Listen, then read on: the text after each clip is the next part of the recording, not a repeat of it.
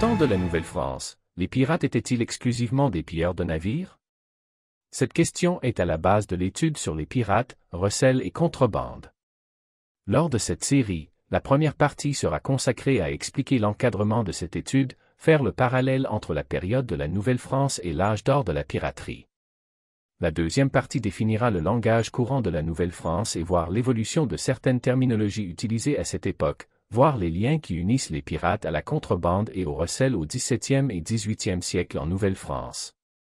La troisième partie fera la lumière sur comment des biens destinés à des gens de la haute société se sont retrouvés dans les mains de Monsieur Tout-le-Monde.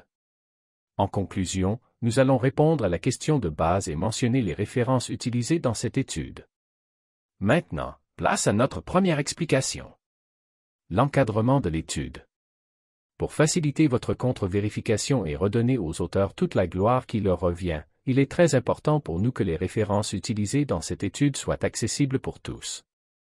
Donc la plupart des références mentionnées sont accessibles en ligne gratuitement. Si une référence n'est pas accessible en ligne, nous citerons le passage, le titre et l'auteur de l'œuvre. De plus, nous allons aussi mentionner la date de la parution originale de l'œuvre.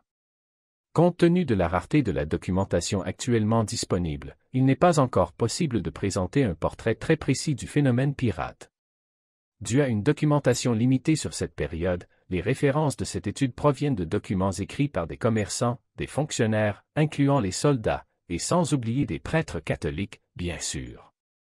Car à cette époque et en ces lieux il y avait moins que le quart de la population qui savait écrire. Une époque où le mot pirate était largement utilisé. Dans ce premier épisode, nous allons résumer les périodes de la Nouvelle-France et de l'âge d'or de la piraterie, et démontrer le parallèle entre les deux périodes. La Nouvelle-France. La Nouvelle-France couvrait une grande superficie sur le continent américain qui était constituée de la Louisiane, de l'Acadie, incluant la Nouvelle-Écosse, et du Canada. Une terre qui appartient encore aujourd'hui aux Amérindiens mais qui fut progressivement occupée par les Français au XVIe et XVIIe siècle. Cette occupation, faite en deux temps, s'échelonna de l'exploration française qui s'est faite par des voyages de quartier jusqu'à l'Ancien Régime de 1604 et de 1628 à la cession définitive du Canada à la Grande-Bretagne en 1760. C'est à cette année où la Nouvelle-France tomba dans les mains des Britanniques et que la France céda peu à peu la Louisiane à l'Espagne et, suite à sa défaite lors de la guerre de 7 ans, abandonna la Nouvelle-France à la Grande-Bretagne. L'âge d'or de la piraterie.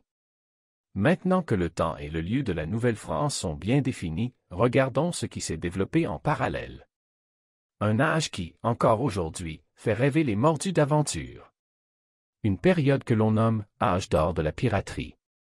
Cette période est très large et controversée. Nous devons comprendre que les pays n'ont pas tous subi l'apogée de la terreur de ces vieux loups de mer en même temps. De plus, nous devons comprendre le manque de littérature sur ce phénomène qui contribue à cette controverse. D'un point de vue élargi, cette période s'étend de 1650 à 1730.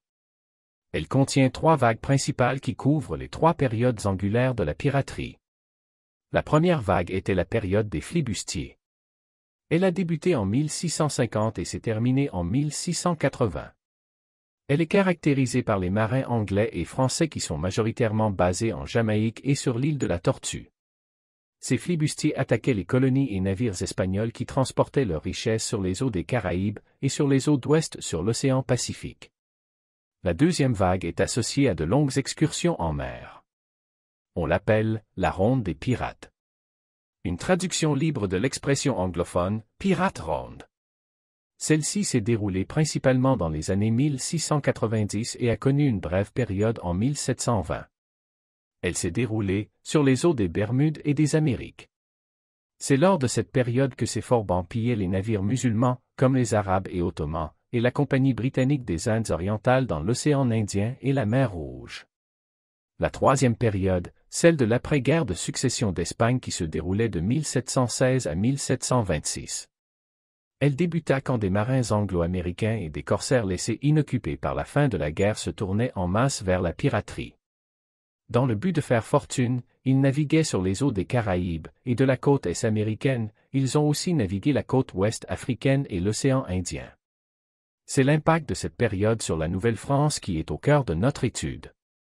En résumé, dans cet épisode, nous avons décrit les colonies de la Nouvelle-France et leurs deux périodes de croissance.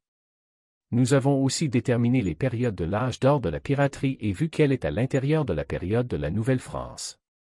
Dans notre prochain épisode, nous allons voir un peu le langage courant de la Nouvelle-France et voir l'évolution de certaines terminologies utilisées à cette époque. Et, d'ici là, mes gaillards, bon vent.